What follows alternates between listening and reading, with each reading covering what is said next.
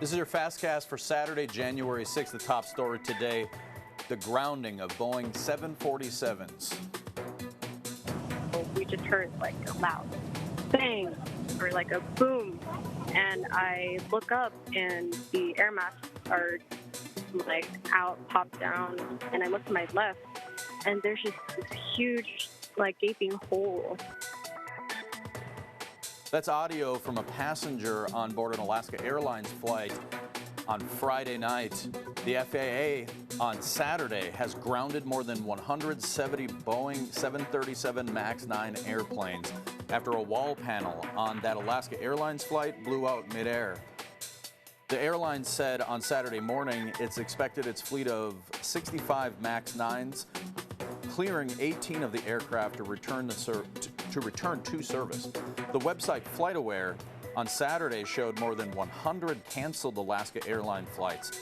That Alaska Airlines plane was forced to make that emergency landing at Portland International Airport on Friday night as that large panel on the side of the plane blew out, and it was captured on video as you've been watching. A frightening moment for passengers. The oxygen masks dropped down as the plane turned around to make an emergency landing, and it landed safely with 171 passengers and 6 crew members on board.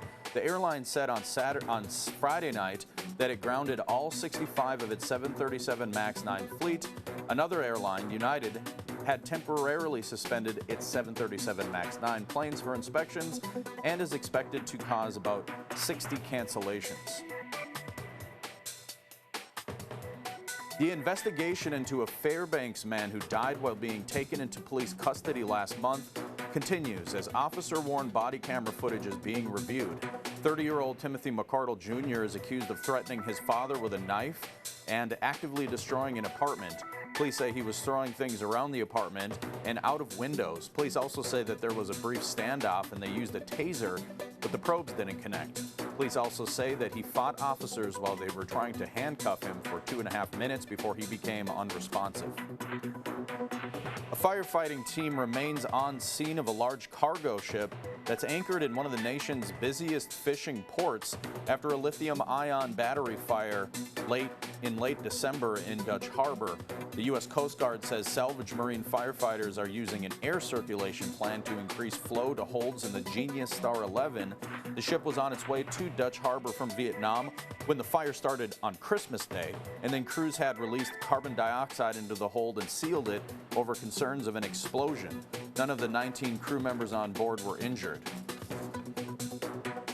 And a city plagued with power issues may be facing a new problem. According to the mayor of Manicodic, one of the key players in helping the city with its power issue had resigned from the Manicodic Power Company.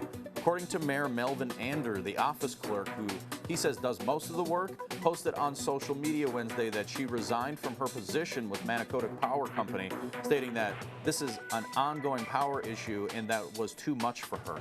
On New Year's Day, the city saw its longest outage since receiving its new generator.